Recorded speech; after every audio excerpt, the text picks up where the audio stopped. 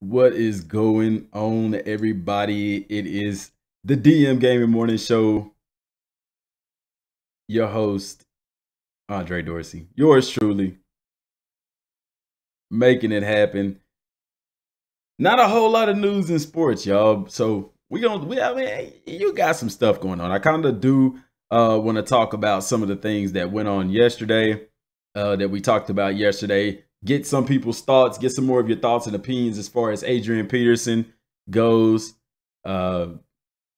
Also about soccer. I kind of want to talk some soccer because I'm not, I'll play the games. I I might watch it every now and then, but I'm not just this diehard soccer fan. However, there's certain things associated with soccer that I feel, I don't know, you look at other countries, for instance, with soccer, and they're very good at soccer, and America, I guess, I like to think that our athletes are in other sports. It seems as if our athletes are more involved in football, basketball, and things like that. So maybe that's why our soccer team, I mean, they're not bad, but maybe that's why we're not on par with some of the best in the world.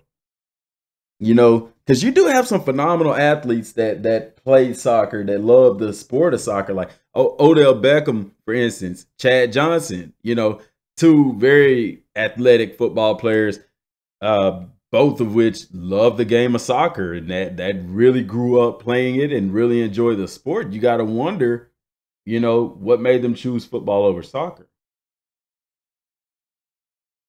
Because soccer, I tell you what, you think football is big. You go to some of these other countries and football is big. Yeah, football americano is what they call it here in America. Well, that's what they call it in other countries. We call it football. But football is soccer. Football americano is our football. But it's I just wonder, what is people's take on that, man? What do you feel about soccer? Do you think that do you think that it'll ever be as big in America as it is in some of the other countries? I don't know. Chris says that people in other countries take football too seriously. I don't know. I mean, you say that, but look at how we're acting about the NFL right now. Let's be real. Let's be real. I mean, people make it that it's about the anthem, things like that, but it's football. At the end of the day, it's a game of football. Why are we even doing the national anthem before a football game in the first place, before a sporting event? Why do we do it before a sporting event and not before what moves this country, our jobs, our careers? You see what I'm saying? What's going on, Spot Coffee? But, I want to talk about the Giants since I'm on the topic of football. Football americano, the NFL. Antonio Rodgers, he's suspended. Cromartie, he is suspended until main focus says until America makes a dream team for soccer. Yeah. Antonio Rodgers Cromartie is suspended from the Giants. They're not giving much info on that. It seems as if their season is just ticking away slowly. And with Eli Manning he's getting up there in age, y'all. Do you think that the Giants will end up trading him and going for a younger quarterback in the draft? Or do you think that they'll keep him for a couple of more years while draft? I think that in this draft, the Giants definitely go for a quarterback. I don't know how you can. There's so many good quarterbacks coming out in this draft. I think it would be an opportune time for them to pick up a quarterback to at least groom him. I wouldn't say trade away Eli Manning because it depends on who you can get for him. It depends on who you can get for him. But Eli Manning hadn't missed a game. This guy's been there day one. He's led your team. And I don't think Eli's playing bad. I just think that the O-line needs help. And we're at a point in time in the NFL now where I guess the fan base, in a sense, because the people on the field and the people who know football have always known this, but the fans are beginning to realize that, hey, our quarterback isn't that bad. It's our offensive line. Yeah. Main Focus said the same thing. 3 pieces away for the offensive line. Giants are imploding. Chris said Giants are imploding. They lucky to win 2 to 3 games. I think they'll end up winning more than that. I think they'll end up getting on the drive. Who knows? They might not win a single game because Odell's out for the season. You know.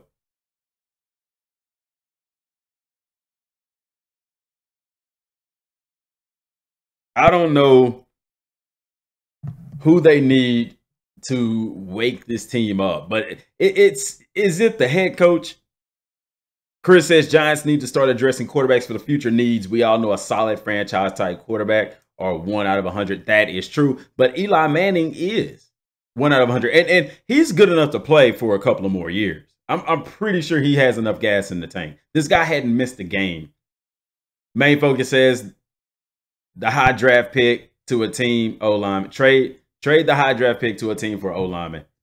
No quarterback is a sure thing. That is guaranteed. And the beautiful thing about an offensive line is the fact that with a good offensive line, guess what? A mediocre quarterback becomes a good quarterback. A good quarterback becomes a great quarterback. A great quarterback becomes Hall of Fame. Because, you know, people harp on Tom Brady, but Tom Brady is as good as his offensive line. I think that Tom Brady, he is a good quarterback. He's won Super Bowls, but man, Tom Brady is not as good as Tom Brady is. Tom Brady is good, but he's not just superstar. People and you can see that clearly by looking at his offensive line and how he's struggled this year. Spot Coffee says, who do I think the best quarterback in the league is? That is a tough one right now. That is a tough one because, like, I'm sitting here talking about Tom Brady not having a very good season. He's been sacked a ton. Big Ben throwing 5 interceptions in the game. You know, I don't know. I would have to say Matthew Stafford, and either him or Aaron Rodgers or the best quarterbacks in the game right now. Main Focus says, look at Jacksonville. Yes, look at Jacksonville. Put Tom Brady on the Cleveland Browns team and he will be on his butt. He's already on his butt a lot, Chris. Yeah, I think that Aaron Rodgers is a safe bet for the best quarterback in the league. Matthew Stafford's there too, but the Lions, they're winning. They're definitely not doing as bad as the Giants, but definitely doing pretty good. Aaron, as I like to call him, is an elite quarterback. And I mean, he has a good offensive line too. He has a good offensive line too.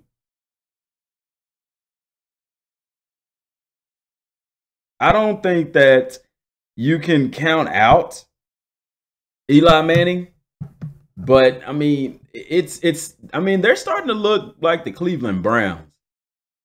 You know, people don't understand how important, how imperative an offensive line is, even a defensive line. Even a defensive line. Look at Seattle this year. Look at Seattle. They have the best secondary in the NFL, in my opinion. In my opinion. But the defensive front, hey, man, you can't guard those receivers forever. Chris says Stafford is a great quarterback. I hesitate to say elite. I don't. I think the only reason we're not calling Matthew Stafford elite is because the Detroit Lions haven't been winning. They hadn't been going playoffs. They hadn't been going to the Super Bowl. You give him a Super Bowl or two, and you're calling him elite. He has been delivering for his team week in and week out for a very long time, as long as he's been there. They don't have pieces around him, not since Megatron left, and they don't have a running game. They're rebuilding that. Their defense is lackluster. It's hard to call a quarterback elite when they're not winning. It's easy for us to say a quarterback like Tom Brady as such is elite. Oh, because the Patriots win so much. But take him away from that offensive line, and you're not maybe it's harder to say elite, but Matthew Stafford, check the stats. This guy is an elite quarterback playing for a subpar team. No offense to my boy Trevor, because I know that's his squad. Main Focus says that O-line and running game is holding Bortles up. Yeah, that's true. That's true. Let's look at the last 2 Giants championships. Defense and running game help Eli. That is true as well. That is true as well. And that's what I'm talking about with Matthew Stafford. That's why I consider him an elite quarterback, because despite not having a running game, he has been lighting it up through the air for years. He has. But he's underrated because they don't win as much. That's just, that's just the truth. Trade Eli Manning to Jacksonville, you said? Nah, you didn't say that, but I'm thinking it. Maybe deal him to the Jaguars. Because Eli is a good quarterback. He has the skill set, He came in with a pair of brass ones, when he got drafted to the Chargers. It was like, no, not doing it. I don't know anybody else who could have pulled that off besides a Manning, because his dad, Archie, had been established, paid and established himself. Eli was fortunate, Who else could have pulled that? Who else could have pulled that coming in there saying that?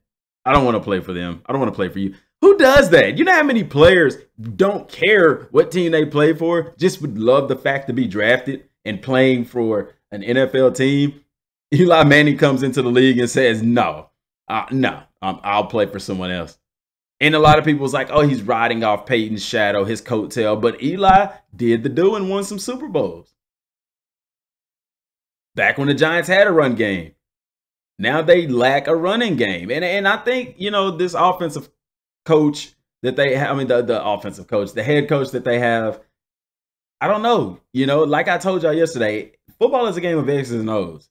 And I don't know if they don't have the personnel to fit his offensive scheme or if his scheme is just not working. But, you look at the Patriots also, and a large portion of the reason they win is because of Belichick.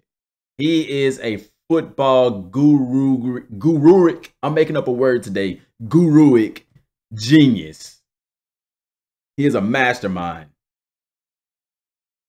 Spy Coffee, he says he got to get a haircut. He'll be right back. Go get those ears, Lord, brother. Chris says, I hated Eli from the beginning because he came in with prima donna attitude when Chargers drafted him. Yeah, that's the same thing I was saying. He came in with a brass pair, but it worked out for him. But I don't know. Is that disrespectful? Let's think about this for a second.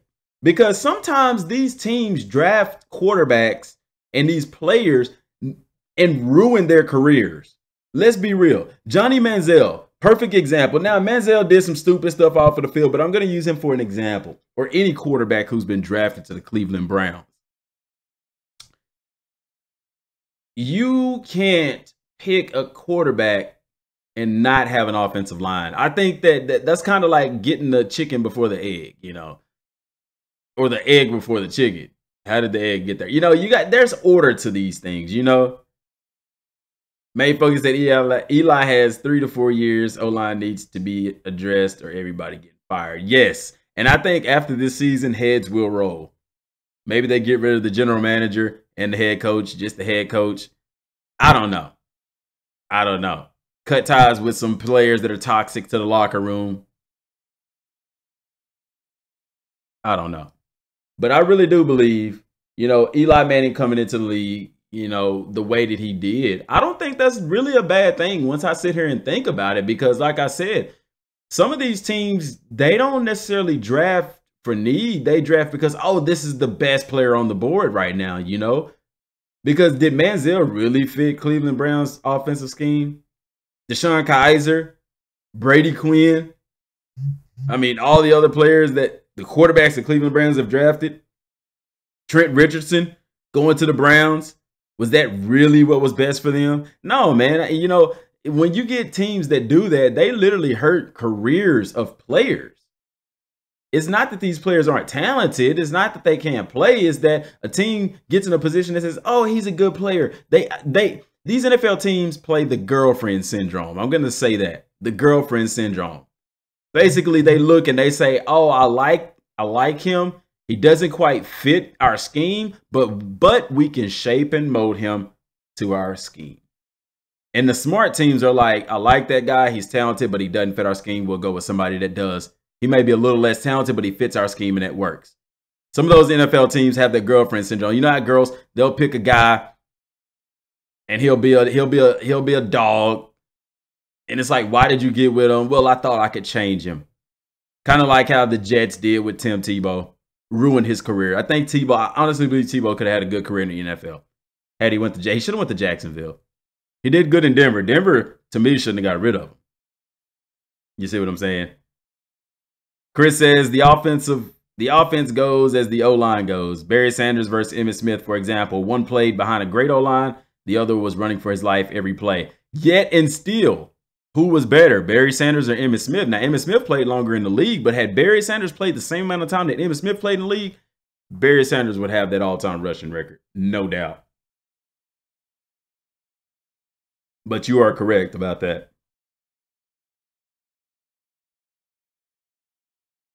Main Focus says New York management has to have too much loyalty in higher ranks. Yes.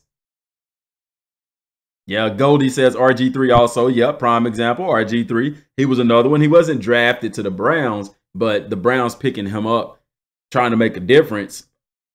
Chris says Sanders plays for Dallas instead of Emmitt. Sanders would have shattered rushing record, I believe, even more. He would have shattered it had he not retired as early as he did. He would have shattered it even then. But yeah, if you put him with the Dallas Cowboys, oh my gosh. Because Emmitt Smith was a good running back. Emmitt Smith was more of a one-cut back. He didn't just have breakaway speed. He wasn't just the most agilic. He was the best balanced running back that I've ever seen. I'll say that. He was the best balanced running back. He had decent speed. He had decent elusiveness. He could run between the tackles. He was smart. He was patient. He wasn't the best breakaway speed guy. He wasn't the guy that was going to juke you to the ground or run you. He was balanced. To me, is that a legitimate thing to say, y'all? That Emmitt Smith was probably one of the best, most balanced running backs in NFL history? I don't know. Main Focus says Redskin management killed RG3's career. I agree with that, man. Oh, Shanahan. Now, it worked with RG3's rookie year, but defenses or NFL is smart. Next year, they're going to come prepared for you. They weren't prepared for that. And then they kept trying to do the same thing with them. Look, man, it's not going to work. There's a reason they don't run the option in the NFL that much as they do in college. You don't see any option-heavy teams in the NFL. That stuff just doesn't work. It's cool to mix it in there because, like I told y'all yesterday, when you're game prepping, the more stuff you have to prepare for, the less time that you have, the less prepared you'll end up being. So, you know, in a situation like that, yeah, it's like, all right, guys, we need to devote some time to this. We need to devote some time to that. Main Focus says only Peyton could have took Tebow's job at that time. And they should have let him stay. At least let him play backup. And then that falls on Tim Tebow too. Because Tebow, they wanted to move him to tight end. They wanted to try him at running back, all kinds of stuff. But that's his life. That's his decision. He wanted to play quarterback. It didn't work out for him in the NFL. You have somebody else that says, man, I don't care what position I play as long as I'm in the NFL. But he's played quarterback all his life. I think he would have made a good tight end. I don't know. I think he would have made a good quarterback. Give the guy some time. No, they ruined his career. Plus, they had a win-now team. Yeah. Chris says, I'm surprised teams still run Wildcat formation. And that's why they run it, Chris. Because it's just something extra. It's not that they believe in the formation. It's just something extra for the teams to prepare for. Because you think about this. If I run my base offense, I'm just running gun all offense, all game. And that's what our team runs every game. It's going to be pretty easy to prepare for the gun. But when you throw in the gun, the Wildcat, and all these different formations, it takes up time. They can only practice for so long. They can only be out there for so long. Time is a very valuable and precious resource. You see what I'm saying? They have to devote time to other things. So the more time you have them spending on one thing, the less time they're spending on another thing. And then it's just something that they come into the game and they're not as prepared for.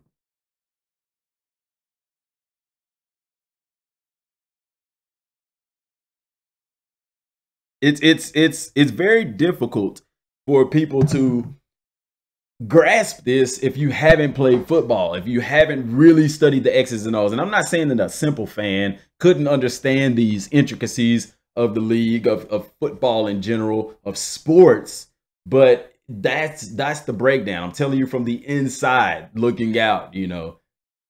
Having to prepare, you only have so much time. You would think, oh, they're in the NFL, they could practice all day and night. It's their jobs. No. There's league regulations to how long practices can be, how long you can be in pads, how many days a week you can be in pads, all these different kind of things. Main Focus says Bears ran beautiful option play on Monday with Mitch. I like that. Mitch. But and that's the thing. The Bears aren't going to run that every game. But because they ran that with Mitch, teams are going to have to prepare for it. Now, with a guy like Mitchell Trubisky, they're not going to prepare for it too much. I think that's one of those things where teams look and say, we'll let them run that all day. But when you had a quarterback like RG3 who could take it the distance, Michael Vick, can you imagine Michael Vick in today's NFL in his prime?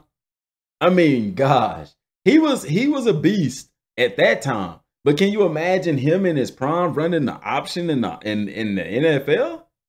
Man, I'm telling you, dangerous.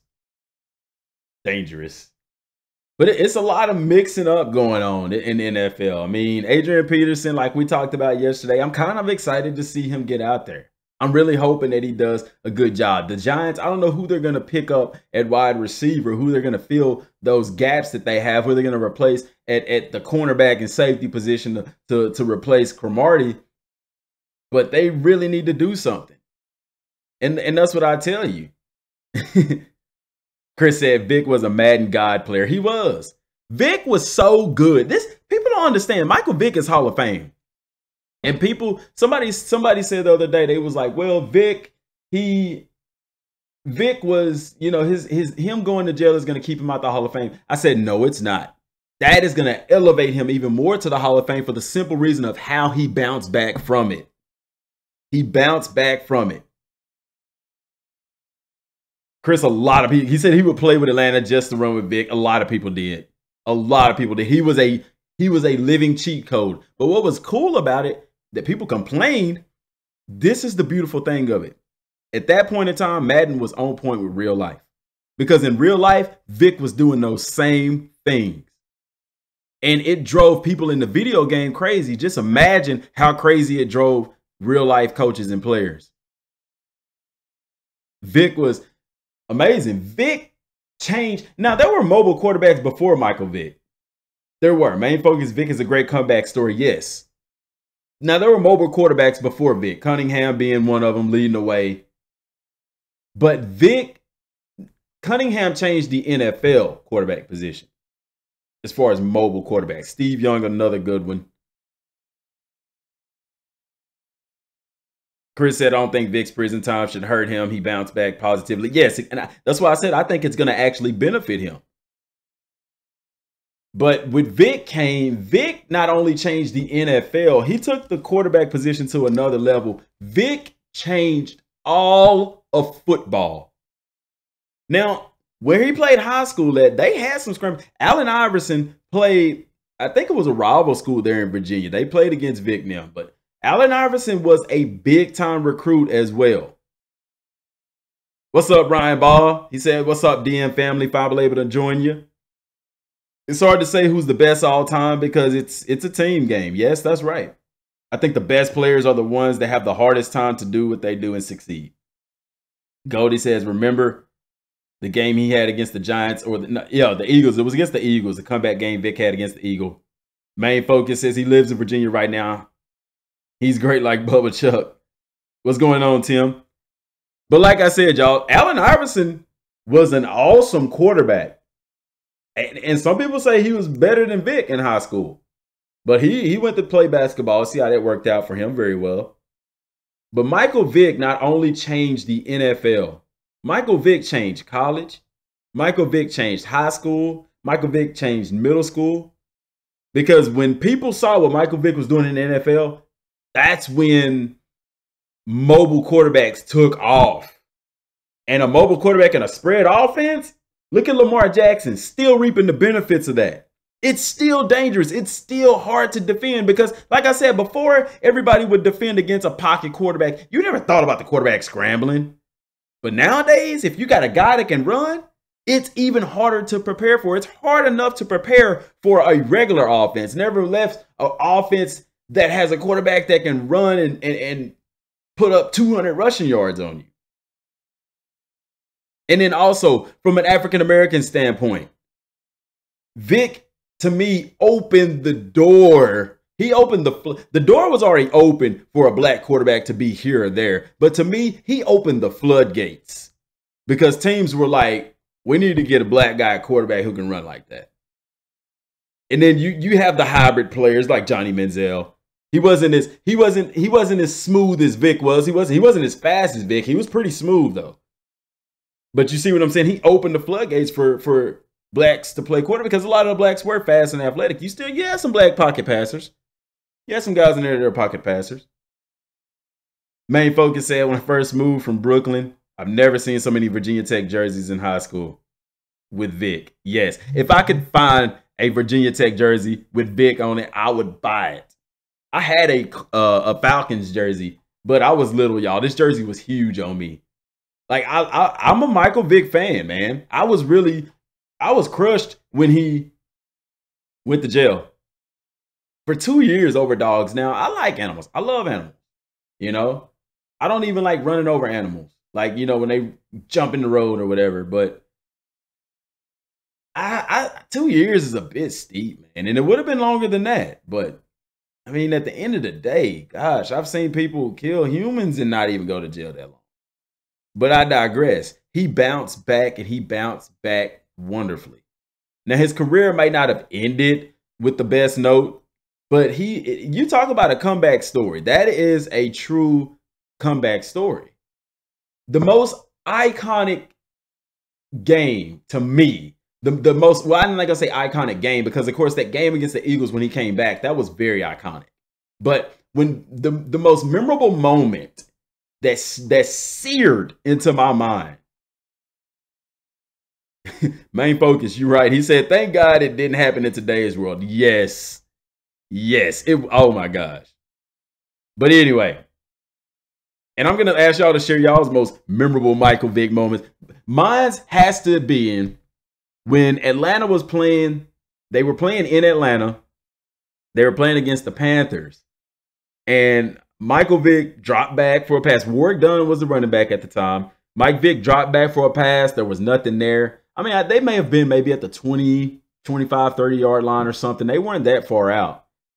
But he dropped back, and he took off up the middle, and he dove to the end zone. And they had to review. He got the touchdown, but they had to review it. And just watching how gracefully this guy just moved and flowed and dove. And when I tell you probably centimeters from the turf, I don't know why that touchdown it was like, that's Michael Vick, man. Superman, you know? Chris said, just look at what the Eagles went through when they signed Vick. People went nuts, but Reed stood behind his decision. He did, and it paid off. Vick had a 4,000-yard passing season with the Eagles. And you know what? I'm going to say something. Let's pause for a second. Because Andy Reid, I'm going to say this, y'all. Andy Reid is the best coach in the NFL right now. Andy Reid is the best coach in the NFL and has been for a long time. He is, to me, one of the most underrated, underappreciated, not talked about head coaches in the league. Same thing I just said. Same thing I just said, Main Focus. You know, he is extremely underrated. And, you know, the Eagles was going to the playoffs very regularly with McNabb was there when Andy Reid was there. Now look at what he's doing with Kansas City. He turned that program around. They weren't a bad program, don't get me wrong, but they weren't as good as they are now. Taking a guy like Alex Smith, who didn't have a good career in San Francisco, and you know, you may have thought his career may have been over in some respects. Main focus, quit reading my mind, man. He reading my mind. Alex, I'm sitting here talking about Alex Smith right now. And Alex Smith comes out and look at what he's doing now.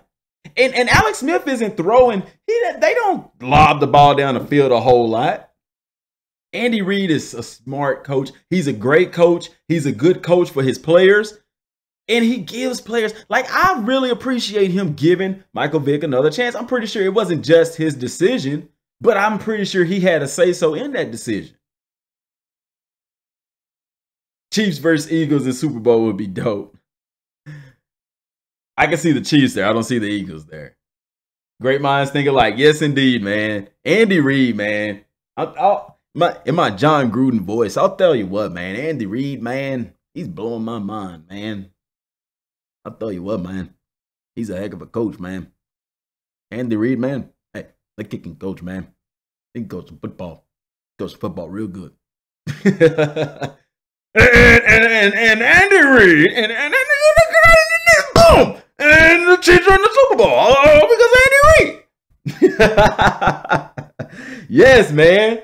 Reid is the GOAT, man. People, you know, Belichick is a very good football mind, but the reason I would even place Andy Reid over Belichick, even though Belichick has more rings, Andy Reid has been successful in more than one program. And because of what he does for his players. Now, I'm saying Belichick doesn't. Patrick, the next Brett Favre. Mahomes? Hey, Mahomes can throw that football, man. Patrick Mahomes out of Texas Tech University, man. I'll tell you what, man. This kid can sling the rock like Aaron Rodgers sitting down in a baby sideways on Peyton Manning's bicky back ride. I'll tell you that, man. I'll tell you that right now. Mahomes, I don't know if we call him the next Favre. Could be, man.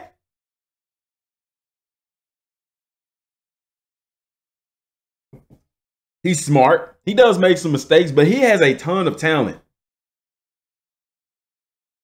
Ton of talent. Chris said, I wonder what Cat Williams would say about Andy Reid. I don't know if Cat Williams is a football fan. I don't know. But Andy Reid, man, kudos to him, man. But yeah, Patrick Mahomes, I mean, you look at, here's another thing, because let's talk about the rookies in the NFL. You know, I remember a time where, and this goes all the way back to high school. When you were a freshman, you didn't play on varsity. You probably didn't play on varsity till you was a junior, probably didn't start till a senior. Nowadays, in most recent years, you've got freshmen that are starting on varsity that are extremely dominant. You know, then go to the college scene. Freshmen? A freshman starting? No, freshmen were redshirted. But nowadays, in recent history, you've got freshmen coming out starting, leading teams to championship games and things of that nature. Same way in the NFL. A rookie starting in the NFL at quarterback, at running back, at wide receiver, on defense, a rookie. You didn't see it a lot. But now, oh man, these guys are coming out of college prepared for the NFL. Main focus says, if Favre, no, that's Tim. Tim said that. If Favre was playing right now, he would be tearing it up. Yes, he would. I think Favre could still play. You give him a good offensive line. Main focus says he's done a lot with not as much resources. Yes, he has. And a lot of people don't realize that. But you look, I'm gonna go ahead and say, like I told y'all, I was real careful to jump on the Deshaun Watson bandwagon. What did I tell y'all? I want to wait.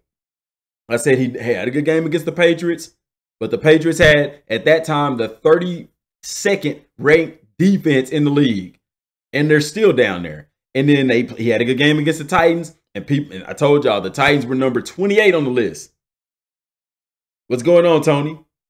So I told y'all, I'm not going to jump on the Deshaun Watson bandwagon because Deshaun Watson, you know, I said he's playing good, but he's playing against poor secondaries, poor defensive teams right now. I told y'all, I'm going to wait and see what he does against Kansas City. Now, they didn't win that game, but 5 touchdowns? And I don't see how you can pass for 5 touchdowns and still lose the game. But after that game, y'all, okay, yeah. I'll jump on that Deshaun Watson bandwagon. Now, I'm not going to say a bandwagon because I've been watching Deshaun Watson since, I'm not going to say high school. I didn't watch his, yeah, Tony, we saw that. Adrian Peterson to the Cardinals. We'll talk about that in a little bit as well. I didn't watch any of Deshaun Watson's high school games, but I'm a big fan of the Elite 11 show. And I remember the year that Deshaun Watson was on there and watching those episodes, you know, and then watching him play at Clemson, you know. So I've been watching him play. I've been a fan of his style of play and things of that nature. Don't get me wrong. But, you know, I didn't just jump on. I didn't want to just jump and say, oh, he's the real deal in the NFL. Give it some time. Let him play against a couple of defenses. And I understand it was against the Patriots. But like I said, the Patriots at that time and still now have the worst pass defense in the league. So, I mean, Ryan Leaf could pass for 2 touchdowns against the Patriots. And if y'all don't know who Ryan Leaf is, I'm going to need to take y'all's football card, y'all's football player cards away because you ain't a true fan if you don't know who Ryan Leaf is. Or was. Watson, he has an it factor. Deshaun Watson, I mean, there's only, you don't get a lot of players like him. But you do see more and more quarterbacks that are coming out of college NFL ready. You know, Jared Goff, he didn't have a good rookie year, but look at him now. Look at him now. And I think largely in part because of the people that was around him, you know, the system that he was in, you know. Dak Prescott. Now, Chris said you can't spell NFL bust without Leaf. But I'm going to tell you something. Dak Prescott, now I watched him in Mississippi State. I watched him play against an Alabama, Trent Richardson-led Alabama team, and this guy had zero quit in him. There was something about him. See, most people didn't even know Dak Prescott until he got to the NFL. But true football fans, especially big-time college football fans such as myself, you knew who he was. I was like, Dak Prescott, oh yeah? It's a good quarterback. I seen what he did at Mississippi State. Very underrated in college. But the guy came into the league and just, and he started on a bumpy road, you know, first couple of games this year, but so did Ezekiel, and so did the entire team. So did the entire NFL almost. But look at his poise. Look at his tenacity. Chris said, can you get a Vic Virginia Tech jersey? You can get a Vic Virginia Tech jersey for $100 from Hokiesports.com. I would pay $100 for that jersey. But here's the thing about football jerseys, y'all, because I'm a football guy. And I don't like those Tom Brady sleeves. If I'm wearing a football jersey, I want the tight cuff sleeves like we wear in football, like in the games and stuff. I want a jersey like that. Because, you know, we had him at Southern Arkansas. My cousin who played at SMU, he was a running back. He gave me one of his game jerseys. They got the like tight sleeves, you know, because I'm a DB. You know what I'm saying? I played DB. You know, I'm proud of my shape, my figure. You know what I'm saying? My physique. I want to show off the guns. Can't show off the guns in Tom Brady sleeves. Unless you Ronnie Coleman or Arnold Schwarzenegger. Tim says, Andrew Luck, the next bust. What's the odds Kirk Cousins sign with the 49ers next year? I'm going to disagree with you about Andrew Luck. I'm going to disagree with you about Andrew Luck. I don't think we can call him a bust because he had some he took over the Colts after Peyton Manning, and he's done well. I think the only thing that's plagued Andrew Luck mostly is injuries and lack of weapons. Who has he had to throw the ball to? Because let's put Peyton Manning on the Indianapolis Colts and take away Marvin Harrison. You know. Take away Reggie Wayne. You know, take away his weapons. Would Peyton Manning be successful with the Indianapolis Colts right now? The team that they have now? I don't know. Because even when Peyton was there, even defensively, Bob Sanders in that secondary, Jeff Saturday for his center, one of the best centers of all time, in my opinion. One of, not putting them up there, but he's definitely up there. You see what I'm saying? So Andrew Luck is a real good quarterback. He just doesn't have the weapons. He doesn't have the offensive line. And Kirk Cousins signed with the 49ers? I don't see that, man. I think Kirk Cousins re-signs with the Redskins, and it depends how he finishes it. He could have one of the biggest deals of all time.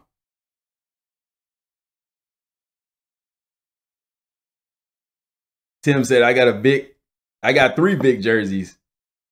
Green Eagles, black, and red Falcons jersey. Yeah, man. Main Focus has too many problems to address in Indy. Yes, they have a ton of problems. Ryan Ball says, Luck is the perfect example of football being a team game. Yes.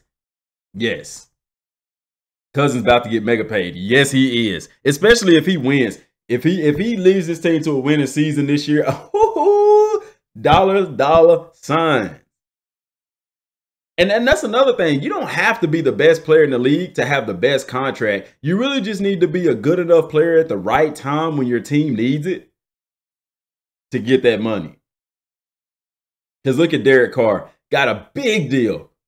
Is he one of the best quarterbacks in the NFL? No. But he's the best for that team. You see what I'm saying? But Andrew Luck, I disagree with that, Tim. I think Andrew Luck is a good quarterback. Tell him in my John Gruden voice. I'll tell you what, man. Andrew Luck, man, that kid can play, man. He can sling the football a mile, man. If you take Andrew Luck and you put him on a different team with a good offensive line, man, wow. I'll tell you what, it's blowing my mind, man. Andrew Luck, we had him at the quarterback camp. I tell you what, man, that kid can play. He can play some football. His favorite play, spider through Y banana. Tell you what, he can draw it in his sleep. He's good, man. Main Focus says Cousins going to get the money, but at what cost? Redskins need help in other areas. I agree. And that could be a factor as to why he may not get that money. He may end up with another team. That's where the general manager come in and say, hey, man, look, especially with some of the quarterbacks coming out in the draft. I don't know. Kirk Cousins might end up with somebody else. Because you can either go cheaper with a quarterback that's going to be there longer, maybe take a risk on one that'll be more productive and fill other holes, or you stick with this guy. I don't know. I say if they have a good offensive line at that point in time, stick with the quarterback or go get another one, because if the offensive line is there, man, you're good. Tim says Von Miller said Odell Beckham should be the highest paid wide receiver. I will agree with that. I will agree with that. I know a lot of people look at his antics off the field and on the field, but look at some of the best wide receivers in the NFL of all time. Jerry Rice wasn't a showboater, but, you know, Chad Johnson, great. Terrell Owens, great. All of them had off the field issues, but they were great receivers. Odell Beckham, he's not the fastest guy as far as receivers are concerned. He's very fast, though. He's fast. But he is just like an ice skater on ice when it comes to running routes. He's like a hot knife through butter. He just glides through his routes. He finds a way to get open, and the one-handed catches. Now, people think he's just showing off doing that, but he actually practices on those catches, and it expands his game. It makes him harder to defend. I think he is.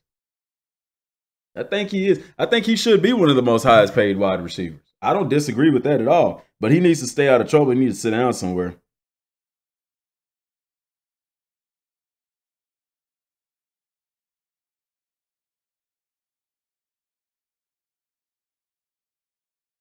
I think he needs to sit down somewhere.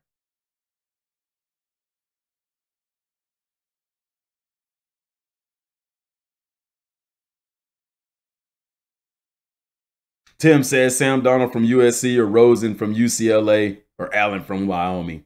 Don't forget about Lamar Jackson now. Main Focus says Beckham.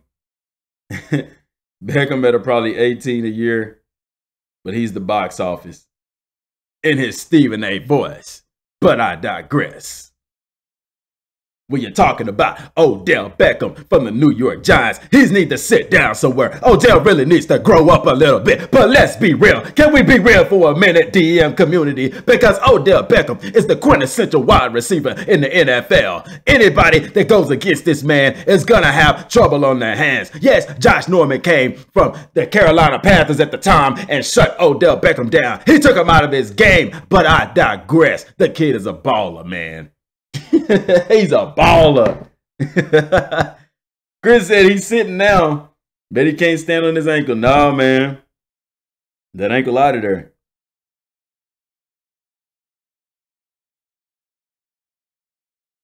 That ankle is out of there. And I think that's kind of in part on the team because I think they kind of rushed him back a little bit, man. Because it's the exact same ankle.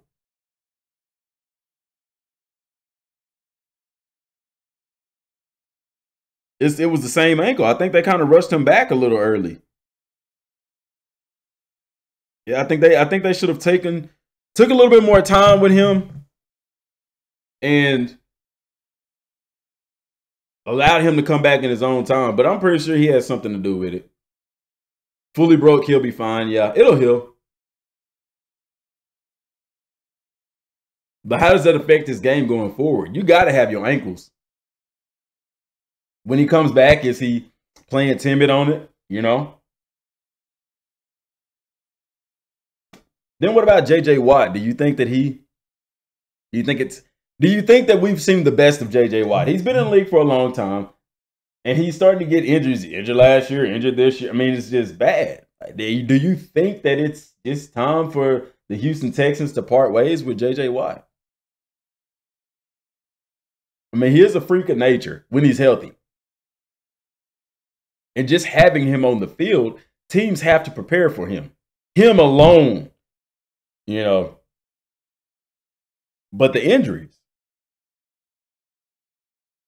Main Focus says great route runner and plays with passion. He does. You can tell he loves the game. Like I said, I'm not looking at his antics off the field. I'm not looking at his sideline antics. Because let's be real, they not that bad. He ain't in trouble for domestic abuse and drugs and drinking and stuff like that. You know? So his off the field issues is really, to me, it's a non-factor. Or his sideline antics. What wide receiver doesn't get mad? What wide receiver doesn't throw temper tantrums? That's why they're called the divas of the NFL.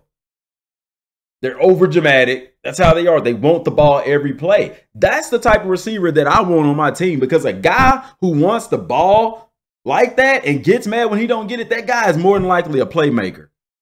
I've played with him. I've played with him in high school. I've played with him in college. I've played with him in semi-pro. And all of those guys have been outstanding guys at the wide receiver position. Main Focus says J.J. Watt means too much for the hometown. I agree. That was a blow to Houston, man. Him getting hurt, because he did so much for the community. A lot of people did. But it's, at the end of the day, the NFL is a business. And you have to take that into consideration. And he has to take his health into consideration. Because he may not feel these injuries now, but give it 10, 20 years, and man, you start to feel those football injuries. And the NFL ain't the best organization that takes care of their retired players. Tim says he stands by the punter, not a team leader. I didn't say he was a team leader. I didn't say Odell Beckham was a team leader. Is that who you're referring to, Tim? Because I don't look at him as a team leader. That doesn't mean he's not an outstanding player. That doesn't mean he's not a guy you want on your football team.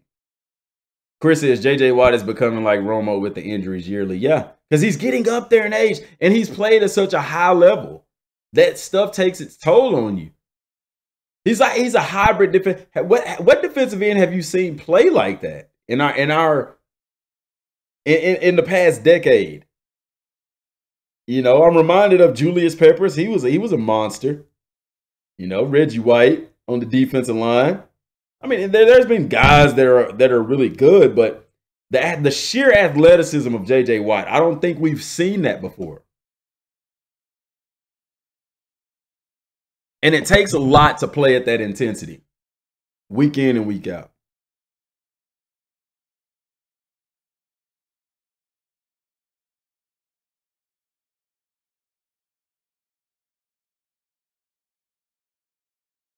week in and week out.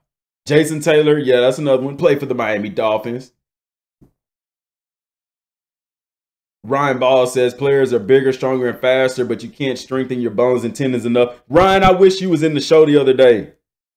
I wish you was in the show the other day, because that's exactly what I was saying about when the show that we talked about injuries.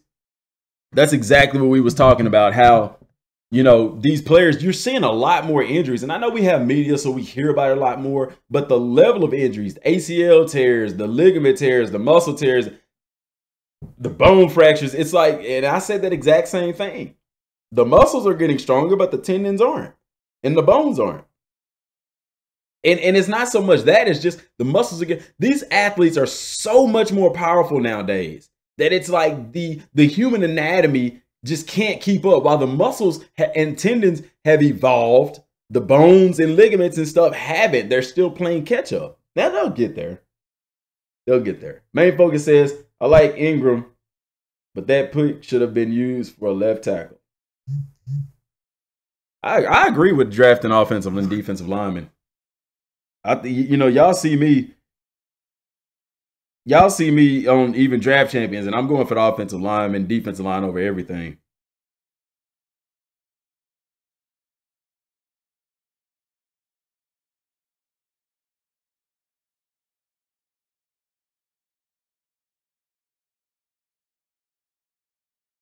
It's the core, man. Chris says Drew Pearson talked about how he thought lower body injuries are more prevalent today than when he played because of what Ryan Ball referenced. Yes, and exactly, and it is. How can you say it's not? Athletes are more explosive, they're more powerful, and yeah, they work on these players' diets and things of that nature, but they work on so much more explosiveness because speed kills, and they build in speed and power. But it's like I said, it's like the muscles are very quick to adapt. The bones, however, the ligaments, the tendons, I mean, not so much so, man. You're seeing so many ACL injuries. You're seeing so many ligament tears, and like you said, lower body injuries and things of that nature. It's out there, man. It's out there. These guys are a lot more faster, a lot more stronger, a lot more powerful. The explosiveness. They say playing in the NFL is like getting into a 30-mile-per-hour car accident every play. And it's like the guy from the Packers, like we talked about, had a bruised heart for getting hit in the chest in a football game. They said that that's an injury that you see in car accidents. I didn't believe that when they said that, but after that happened, I was like, wow, that's the first thing that popped in my mind. Chris said it's like putting a bigger engine on a smaller car. You can do it, but you have to reinforce the smaller car to take the extra horsepower or fall apart. Exactly. Exactly. And it's not that their diets and stuff isn't right and things like that. It's just, you know, like I said, the muscles evolve faster because we use our muscles more. We use them for everything. So that they're going to adapt quicker. Now, give it a couple of years, and I think you'll see the injuries start to mellow out, you know, but until the end, you'll see injuries. And it's not so much as injuries, because injuries always happen in sports, but it's the level of injuries. You're seeing a lot of serious season-ending injuries, you know, and it's all in one season, and it's early in the season. There's still a ton of football left to be played. But I remember listening to Chad Johnson, Megatron, his you know, he did a sit down with a reporter for an interview, and, you know, kind of talked about his career. And one thing that he did talk about was injuries. And I've heard several players talk about that, how, you know, they may have a broken limb or something that they shouldn't be out there playing with. And I mean, they would just shoot them up with painkillers and get out there, you know, play on it. Or like, you know, players might have a concussion and they don't go through concussion protocol, and, you know, it's bad what they do just to win. Main Focus said hit zone and rules play a role too. Yes, they do. Yes, they do. Because players are targeted, or you know, because they're trying to limit head-to-head contact, players are forced to go lower. Players are forced to hit lower. So instead of having, you know, chest, shoulder, chest and shoulder hits, high abdomen hits, up high where you have the most padding, be it the shoulder pads, the most padding. You have guys going lower for the hip region, the leg region. Then you get and then too these cleats. I think the cleats and the fields have a lot to do with it too, as far as torn ACLs and stuff, because some of these happen on plays where the player doesn't even hit the ground. They're not tackled or anything. They just get caught up, or they hit a route wrong, they turn wrong, they twist wrong, and then bam, there goes a Achilles tendon or something of that nature. You know, these cleats nowadays are designed with so much grip. And you got to think the force that these players play with, especially on a field turf, the grip is phenomenal. And you just make one wrong twist with that kind of power and velocity and speed, bam, you're asking for it. Tim says, Favre stiff arm to LB. Dan Morgan broke his leg. Yeah. Main focus, I'd rather get hit in the head. I play fine that long losing my legs. I play the guy fine than lose my legs. I don't know, man. I don't think I'd want to get headshots because your legs can heal. Your brain is extremely difficult to heal. Like they're still, you know, looking into CTE and stuff. I think they're developing a way that they can kind of spot it, because before they can only see it once the person was dead and they observe their brain, but now they're getting it to where they can spot it while you're still alive, which is very good, especially in contract year. Yeah. Chris said, was there not players a few years ago complaining about fake turf causing injuries and they would play on natural grass? Yes.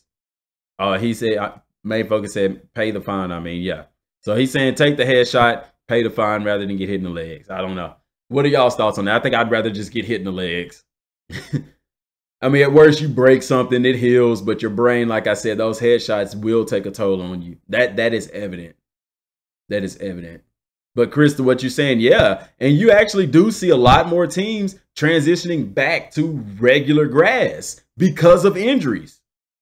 Because of injuries. Field turf is good. It's good. It's fun to play. I love playing on field turf because it depends. Like, you know, some people, when you get up to the professional level, their grass is so low, you know, but it's not an issue.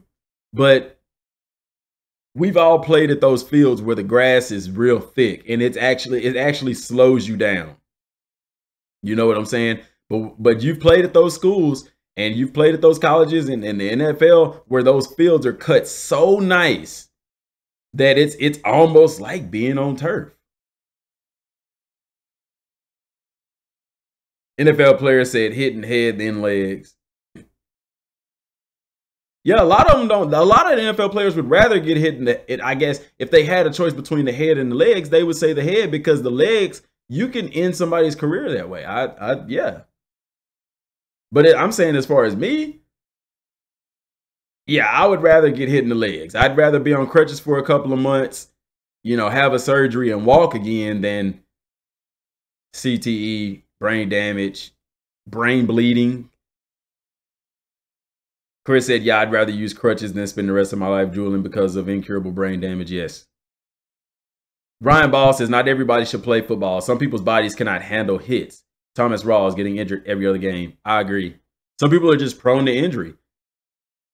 Some people are prone to injury. You're right about that. We've all seen it. We've all played on a team where there was this one guy that just always seemed to be hurt. We don't know if he was faking or if he really was. You know, players getting injured. Some of the players that you see year in and year out that are hurt, play most of the season, miss some games here or there. Main focus is still doing research. Yes, they're still doing research. And I think they can do a lot better research if the NFL open up and talk about it and stop trying to hide it. The NFL is a $1 billion industry, man. $1 billion. Billions. They have the necessary resources to spearhead this movement, to spearhead the research. You're right about that, main focus. Cash out process. It's all about the money, man. They rather hide this stuff because they've been knowing about this stuff for years. This isn't new. Concussions isn't new. CTE isn't new. So it's been going on for years. It's so much so that the NFL almost didn't even want that movie Concussion to come out. The movie with Will Smith. That's sad, man. All for what? The dollar, man. You putting these guys' lives at risk. They committing suicide and losing their memory and snapping on their family. And mankind wasn't designed. We weren't designed to play football. We weren't. I'm just being real. I'm just being real. And don't think that it only happens in the NFL. Now, I think that it's more prominent in the NFL because by that time you've played a lot of years. You know, when you're in your 20s, your brain probably can heal a little bit. But when you're playing in the league and you're taking the level of hits that you're taking in the league to the brain, oh, man. But CTE, I mean, there's even college players, you know, especially nowadays, the way that these players are, as strong and powerful as they are nowadays. It's tough, man.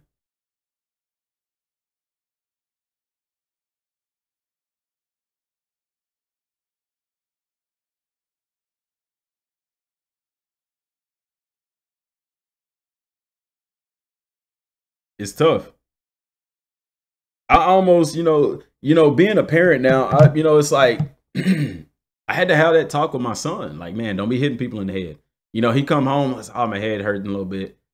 And I remember those days. You know, you get those headshots a little bit. You get roughed up in practice, or you rough some people up, run over a couple of people or whatever, make some big hits. Yeah, you're going to have some headaches. But it made me nervous for the first time in my life, y'all. And I wasn't going to play semi-pro this year, but I actually decided, you know what? I can't. I'm not getting paid to play. And if something happens to me, you know, what's going to happen to my family? So to me, I made one of the hardest decisions in not to play football this year. I may play next year. I don't know. My mind may change, but this year I'm not playing. And I was really concerned with my son, you know, playing because I don't want him to get hurt. There was a kid down here at the high school in this area who, I think second game of the year or first game of the year, he had a head injury. His brain was bleeding. And from last time that I knew, he's still in critical condition in ICU in the hospital. It's bad, man. And that struck me as a parent. It's like, wow, you know, I don't want that to happen to my son. Because it could happen to anybody at any time. Even a broken arm, a broken leg and stuff, you know? Now, concussions, I don't think are as bad in their age because the brain isn't fully developed, so it heals better. But still, my gosh, you know? Chris said, I think NFL was afraid at first of potential legal suits that could happen when they tried to suppress. And they're still afraid. Not to mention, they don't want parents, like parents are doing now. You have more parents letting their kids play flag football. You even have flag football leagues starting up because the NFL, because football is becoming, it's clear that it is a dangerous sport. It's not for everybody. Tim says ACL are brutal. Don't even have to get hit for that injury. You don't. You don't. And a lot of times people tear their ACLs, they're not getting hit. They're away from the play. They're away from the ball. Ryan Ball says, good decision, DM. It's fun just to play with friends. Yes. If there was a flag football league, I'm there. 7-on-7 league, I'm there. But I just couldn't justify. Like, I mean, if I'm making millions, if I'm in the NFL, I'm playing. But, you know, playing semi-pro, you aren't getting paid to play. I think, you know, it's just, nah. Xbox says I'm in school right now. Don't get in trouble there, brother. Tim says they don't start tackling until high school. They're going to make that a rule. No, man. My son is in tackle football right now in Pee Wee. They start in the fourth grade, fourth grade. They don't really start teaching. Now, down here, I'm not saying the bigger cities, I think they have the resources and stuff like that to teach the kids how to tackle. But I'm going to try to coach next year for the little kids because watching my son's coaches, it's atrocious. It's preposterous how these coaches coach. They don't even teach them. Like, they don't even go. They go through tackle drills. Like, it's not tackle drills. They do stuff like bull in the ring and stuff. You know, stuff that these guys did. And I look at these coaches. I'm like, these guys hadn't played anything past high school. It's not like that anymore. You can't coach these kids like this anymore. Go to college and play football. You would not coach these kids that way. When they get in trouble, you make them do hitting drills. Are you serious? I've never seen them sit there and have a full practice session teaching these kids how to tackle. What I would do if I was a coach, before we even lace up the pads, I am teaching these kids proper tackling technique. Main Focus says, man, forget playing football. You have a future game and sports analyst. Man, I wish. I wish. I would love to do commentary for games. You know what's funny? I used to be embarrassed to tell people about this because it was kind of corny at the time. But me and my brother, what we used to do, we used to play our games. We used to play the football games. Even outside, y'all, we would even go outside and play football and commentate the game while we playing. And also, whenever we were playing the video games, like college football and stuff like that, we would turn off the commentary and we would commentate the game. I would love to do something like that. Chris said, DM Gaming Football NFL Sunday show on Fox. Man, you know what I thought about doing? Is I can't air a game on here, of course, because copyright. I'll get the channel shut down again. But I thought about doing a play-by-play for some of the games. Like watch, you know how you do on the radio? You know, you can actually watch the game in person. You can watch it on TV. But if you listen to it on the radio, you have the radio play-by-play announcer. I thought about doing that for some of the games here on the channel. Thought that'd be pretty cool. That would make games more fun. It would, man. Tim said he'll do the injury report and fantasy show. Hey, I'm all for it, man. Andre, if you're serious wanting to do commentary, try to start at your local high school if they have radio. They do. Oh my gosh, they do. And now, the school I went to in New Boston, they do. And I actually heard their games on the radio. And I was like, man, these play-by-play announcers, dude, they so monotone, man. People would like be turning their radios down for me. But I'm going to go down here in Hooks and I'm going to see, you know, do y'all have, because what I thought about doing, y'all, because I have Spreaker, now I would have to upgrade to the top tier package where I could basically just stream it, you know. But I want to work something out with the community where I can, you know, be in the press box and do play-by-play for the football team. I think that'd be real cool. Not a lot of people can coach. Got to have people skills and balancing egos. Yes, you do, because some of those guys, they get out there. I'm telling you, these coaches, they're atrocious, dude. They are atrocious. It's like, I understand you coaching football, but you have to understand, I'm all for preparing them for the next level, for high school, for middle school ball, then high school ball. But you also have to remember they are just kids, you know. Try it, then. Practice makes better. I will try it. I will try it. I'm serious about that. I've always wanted to get in the radio. There's a radio station down here, ESPN, Texarkana, Fox Sports Radio. And I've been sending them the morning show stuff, you know, trying to see, man, hey, you know, can I get in the radio, you know? I would love to go to some of these games and, you know, do the play-by-play and stuff. I think it'd be real cool. I'll be Skip, you'll be Shannon Sharp. Hey, Shannon, my boy, man. I got mad respect for Shannon Sharp, dude. Just because he tell it like it is. Him and Skip, to me, are better than Stephen A. and Skip. Now, I was a huge First Take fan when Stephen A. and Skip was there, but Shannon and Skip, they go real good together. Chris said, LOL, people would be like, why is John Gruden calling high school games on the radio? I'm telling you, man, we have all kind of people in. It'll be just me, but you think it'd be two people commentating. It'd be that good.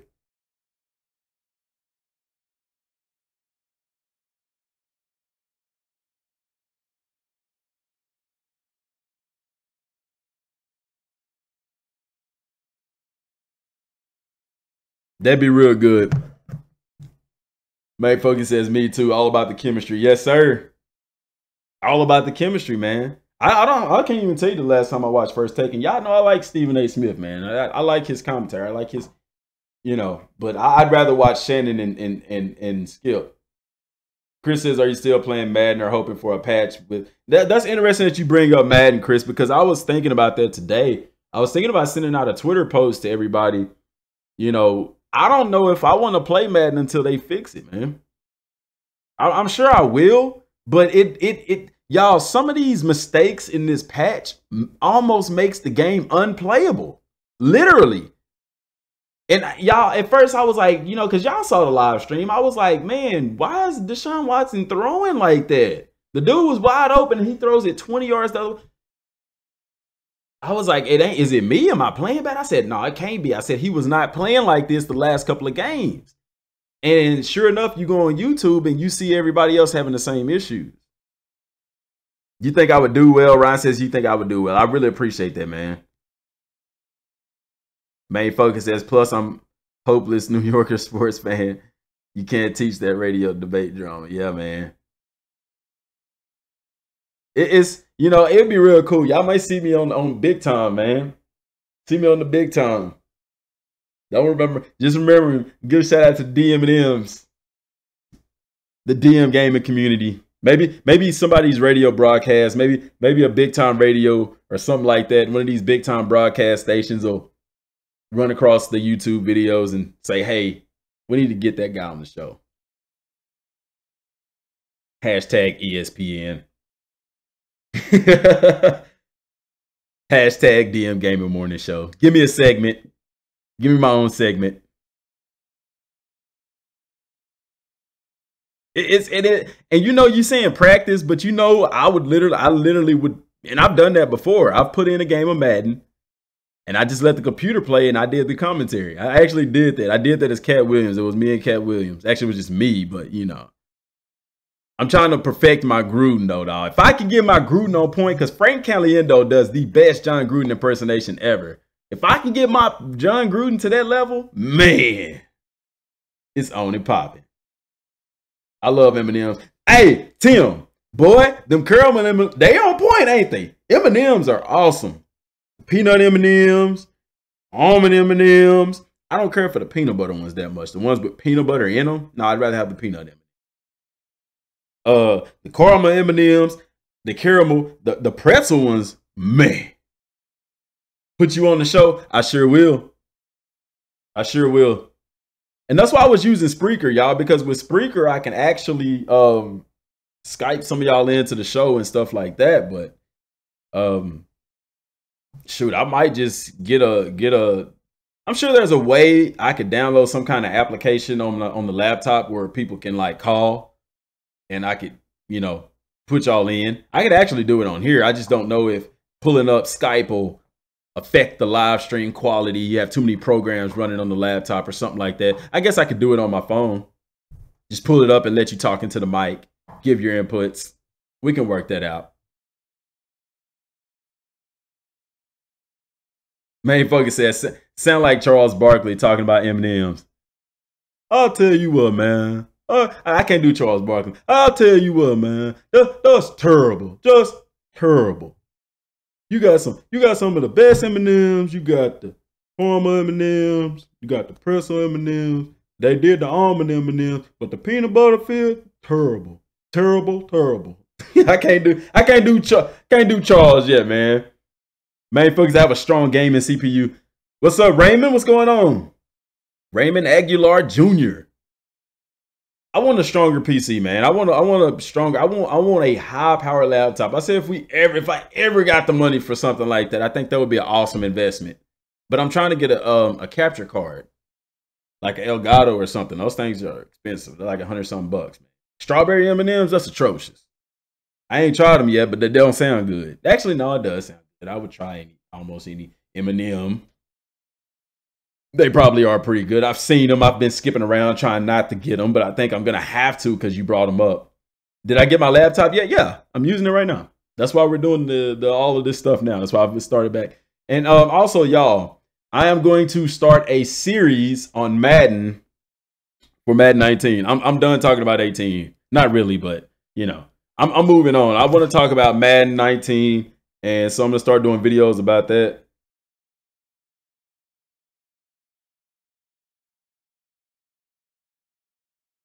And it's going to be pretty interesting.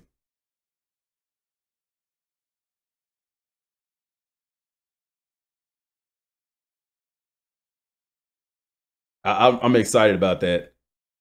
Main focus laptop, not good investment when it comes to gaming. Trust me. No, I'm not getting it for gaming. I'm a console guy. I don't think I could get in. I would love to get into gaming on PCs and stuff like that, but you know, I wouldn't. If I got into gaming, I wouldn't do it on a laptop. I would do it on a PC because you could always upgrade those. The laptops, you just got to buy a new one.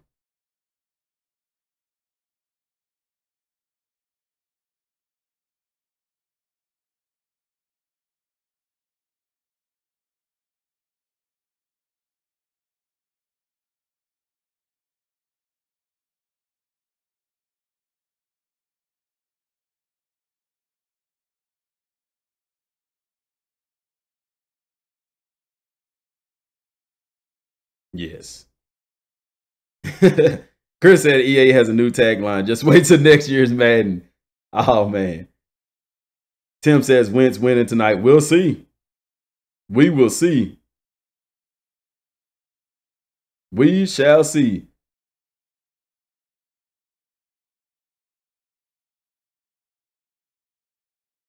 We will see.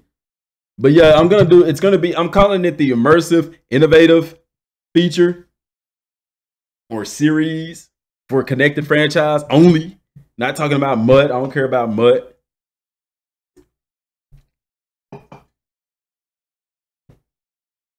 Did I decide NBA Live over 2K? Yes. So when I do get my basketball game, I'm getting NBA Live. Now, I'm in a crossroad, y'all, because Shadow of War just came out. I want that game. I'm going to get it. As far as Project Cars or Gran Turismo Sport, I gotta go with Gran Turismo Sport. That game is beautiful in every way. And then the new Assassin's Creed comes out. And I think it's at the end of this month. And then in November, there's a game that comes out in November. Maybe Assassin's Creed. No, Need for Speed comes out, Chris. Need for Speed. Payback comes out in November. And then you have Dragon Ball Fighters comes out early February. You have South Park Stick of Truth coming out this year. Red Dead. I mean, oh my gosh, y'all. There's so many games coming out.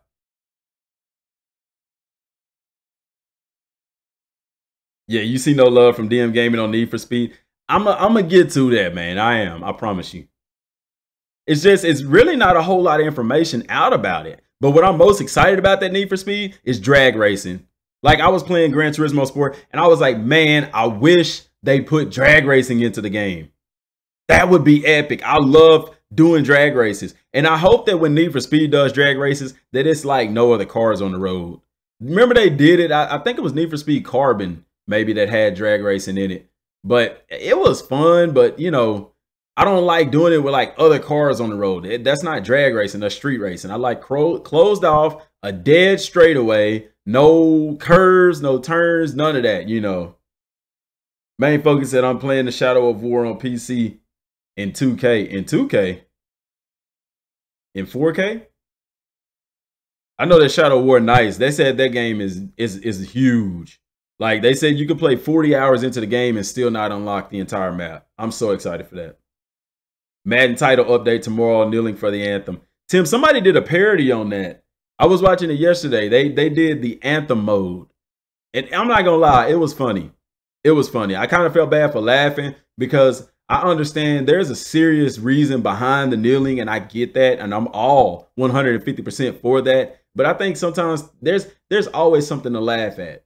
You know, laughter gets us through the tough times. Laughter has gotten me through some very serious times. So main focus 1440p resolution. Sorry, PC nerd talk. Hey, it ain't no PC nerd talk, man. I got you. I understand. I understand. Immersive, innovative, Madden NFL 19, EA Sports. It's in the game. Trying to work on my Madden thing, y'all. Immersive, innovative, Madden NFL 19, EA Sports. It's in the game. It sounded a lot better in the car. It sounded a lot better in the car this morning. I've been talking, y'all, so my throat dry, y'all. That's why I didn't sound real good. Immersive, innovative, Madden NFL 19, EA Sports. It's in the game. EA Sports. Maybe next year. I don't know, man. I don't know. Baby fucking says I'm 80s, baby. Live used to be the bar. Hey, man. I'm telling you, man. It did, man. I'm 80s too, man. I ain't 90s. I'm 80. I'm born in 87. I was close. I was pushing that line. But we made it. We made it. Life was awesome. I remember Furbies and Game Boys when they, oh man. Madden 19 is all about building young stars. I don't know, man. We'll see. And I'm going to be honest, man. Like right now, Madden is doing decent, but I think, you know, with the level of games that are coming out between now and February, Madden in trouble. And with this patch update, I don't think you have a lot of people playing Madden. I've started my Dragon Ball Super series, y'all. If y'all know me, y'all know I'm a huge Dragon Ball Z fan. Dragon Ball Super, Dragon Ball Z, Dragon Ball GT, Dragon Ball. Started that up, getting that going. And I thought about doing a separate channel for that, but I was like, you know what? Why not have a one-stop for everything, you know? Gaming, just have my passions. That's it. It's an extension of myself, you know. You know, guys have certain niches. Like some people just do Madden, you know. Some people just do Dragon Ball. Some people just do this game. Some people just do that game. I want to do whatever I feel like doing, you know. Just get it out there. Chris said, I still believe Superman kicks Goku, but I don't think so. I don't think so. Main Focus played one game of Madden and mad. Yes, I was ticked. I haven't played Madden since that night, y'all, since that live stream, because simply it's the game is almost unplayable. Even to the point where the screen is jumping and stuff like that, man. I mean, did anybody think to test the patch to make sure stuff like that wasn't gonna happen? I don't know. I don't know. And I know they're working on it, but still, man, I mean, EA, hire some resources, man. Y'all $1 million company. I'm sure y'all can get some people in there that can, you know, if 5 people can make No Man's Sky, which it was pretty bad. Yeah, the game was good. It's just very repetitive. They didn't live up to their promises, which they did now. They've added so much stuff in No Man's Sky. It's crazy. They added so much stuff into No Man's Sky. If you bought No Man's Sky and you got rid of it, you need to go get it back, because they have added so much to the game. It's kind of reminds me of Minecraft, how Minecraft started off kind of vanilla and now it's more like Neapolitan. You know, they threw some chocolate and strawberry in there. Y'all like that ice cream reference? Madden is suffering from lack of competition. I agree. I agree with that. I will not argue with that at all.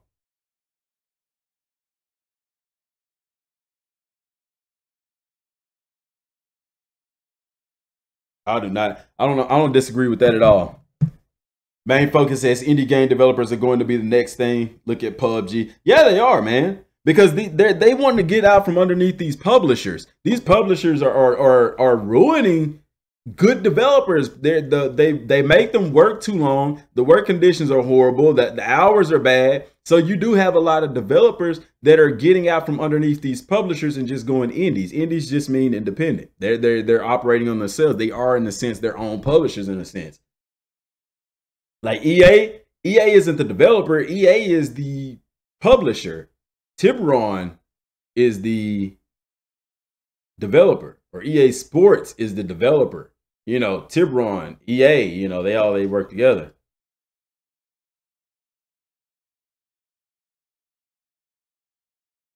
But they do, man. They do. And I see more and more games going to loot crates. Y'all notice that? More games going to loot drops. You know, Shadow of War, they went to a loot drop system, and it's like, wow. Now, you don't really need those loot drops to win. It's not a pay to win system, but it does open the door for it. The grinding for gear. And I think the people that set the mode for that, in my eyes, was Destiny. The whole grinding for gear, because it causes you to play the game forever.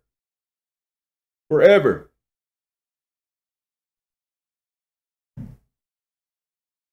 Main Focus says Visual Concepts working on a college football game.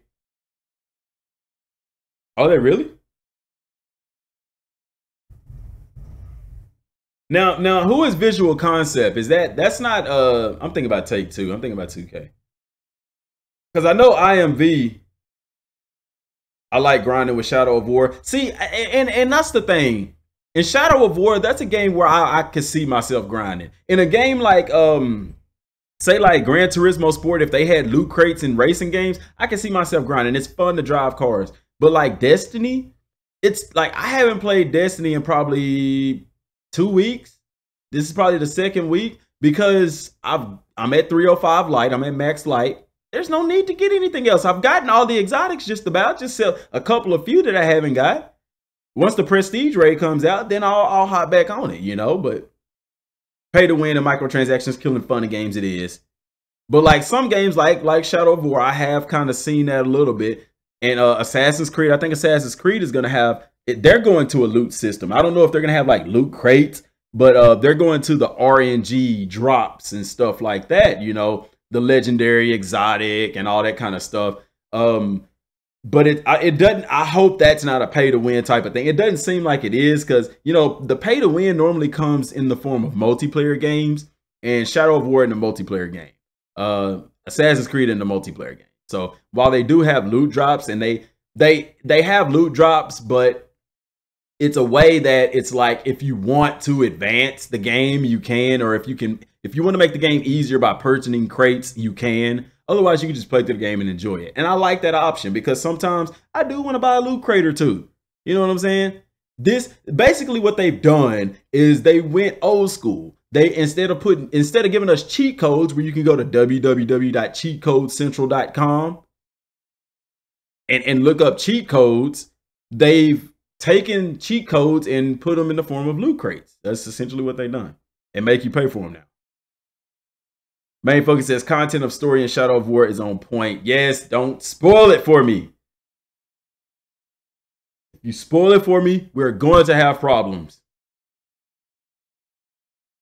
I heard it is immersive, like it is huge. And then Red Dead Redemption. I'm going to be doing a series on Red Dead Redemption too, y'all, because to me that is the greatest open world game of all time. Even better than Grand Theft Auto. Red Dead Redemption, that game, I don't know why. Maybe because I like Westerns. I like the outdoors type of stuff. I like that. The open world, you know, as opposed to being in an open world city or something like that. Throwback cheat codes, yeah. But Red Dead Redemption, because it's a Western, it's out in the open. I love that. And nobody's been able to do that. What about Far Cry? Yes, Far Cry 5. I forgot about Far Cry. I like Far Cry. I loved Far Cry Primal because I like animals. I like crafting bows and arrows and stuff like that. Just Cause is also a pretty fun game. It's pretty straight to the point, kind of. It gets real repetitive too. But I think, you know, I hope when they do another Just Cause that they, you know, kind of make it less repetitive. That's what's difficult about open world games like Shadow of War, Assassin's Creed, you know, Grand Theft Auto, Red Dead Redemption. Is a lot of what you do, if it's repetitive, then it's gonna be a bust. And I think that's what makes Rockstar so good with their open world games, is that it doesn't feel repetitive. If you want to go do the story missions, there are a ton of missions to do. But if you just want to run around doing crazy stuff that gets you arrested, you can do that too. And I love that. Battlefront 2 beta is nice. You are right. Cuphead, Tim, I haven't seen it. I have seen it. I haven't played it, but I heard that it is legit. And I heard that the boss is hard, like the final boss is hard. And I like it. I like Cuphead because it's the old school cartoony style. I love that. Main Focus says Star Wars. Yes. Two of my favorite Star Wars games. I'm not a huge Star Wars fan. I'm not going to sit there and lie and be like, oh, Star Wars. No. I played Star Wars, The Force Unleashed, part 1 and 2. I fell in love with it. I fell in love with part 1. Part 2 was a little bit shorter. I like part 1 more than I did part 2, but they were still phenomenal games. Battlefront part 1, it was lacking. It almost felt like a shell. But Battlefront 2 so far seems nice. But they did say that Battlefront 2 is kind of pay to win their Main Focus. So be on the lookout for that. They said it's pay to win. just like Call of Duty. Which, speaking of Call of Duty, comes out in what, next month? I probably won't be getting it. I don't know. I'm not a Call of Duty fan because the multiplayer is that's all Call of Duty is multiplayer. You know, I would like a game like that to have a very deep and robust story mode. I would even like an open world army game. Anybody ever think about making that an open world army game? And I think people would just get Call of Duty World War II for the zombies. What I don't like is that they promote the game as far as the story, but nobody buys Call of Duty for the story. Well, not few people do. I'm not gonna say nobody do. But the story is very short. The campaign is like long shot. It's 6 to 8 hours long, maybe not even that. And that's what people buy it for, is the multiplayer. But I digress.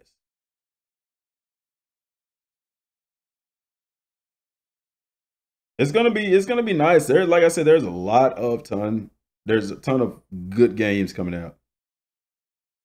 Ton of good games. Waiting for Call of Duty Ghosts 2. My favorite one was Modern Warfare 3. That was my favorite Call of Duty game. That was my favorite Call of Duty game. And I loved it. It was fun. It was fun playing with people. I like sitting on the I like sitting in a room with friends and family playing on one console. And games have gone to multiplayer so much so that you can't do that now. And I don't know if I like that. I don't know if I like that.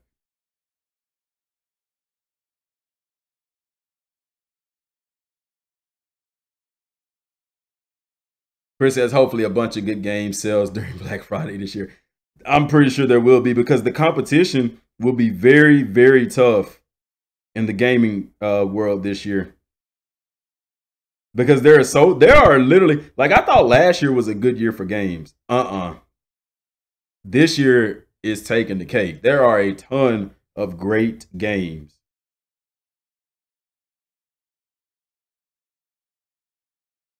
There are a ton of great games.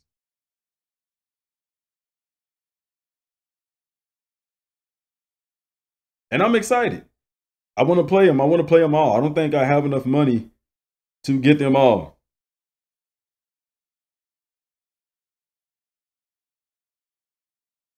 I don't know. We'll see. Might have to get like a third job or something. 1 month away, yes. Tim says Mike Williams, wide receiver rookie, making his debut on Sunday. It's going to be interesting. It's going to be really interesting to see that.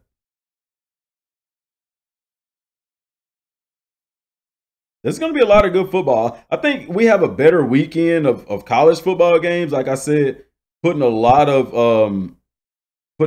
these teams on upset alert. If y'all watched the show earlier this week, main focus, you be getting the Xbox One X. I'm thinking about it, man. I want to.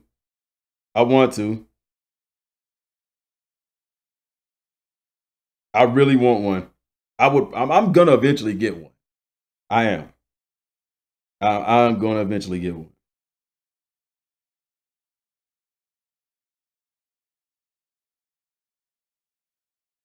So we'll see, man. We'll see, about that. So it's like I said, there's a lot of teams. A lot of teams gonna get upset. And I think I'll be right on a lot of what I said. So we'll see come Sunday morning. We shall see come Sunday morning. I think that it's going to be fun. I think it's going to be a great weekend for football, both college and NFL. But like I said, I really just think NFL takes the cake this weekend. But I digress. Guys, it has been phenomenal today. It's been very good chatting. I really like this setup. Like I said, I'm going to have to download Skype. And if y'all have Skype, I would advise y'all to download it too so that y'all can get your voices in on the show. We could talk, bring the chat to life. But I'm going to call this show to an end. got to do some videos, man. I got to start this Madden series. Got to start these series on Red Dead Redemption. There's so many games I'm having to start videos on. Chris, got to do Need for Speed. Even though I did the live stream on Need for Speed and I talked about it and you didn't watch that, I feel bad because I owe you a video. And I'm going to do it because I am excited for Need for Speed. I'm going to be posting a review video for Gran Turismo Sport. My thoughts and opinions on it. Is it a buy? I will say yes. If you have a PlayStation 4, definitely a PlayStation 4 Pro with a 4K TV with HDR resolution, it is a must buy. It is a must buy. If you are a race car fan, Gran Turismo Sport is a must have. If you don't have it in your collection, I'm revoking your driver's license. You don't even deserve to drive a real car. Yes, it's that serious. Hey, Focus said if I didn't have a gaming PC, I would get it. Yeah. But that's all I got for right now, y'all. I appreciate everybody for tuning in. If you haven't subscribed to the channel, subscribe to the channel. Hit that like button. Love y'all, man, to death. We'll see y'all later. Till next time, and God bless.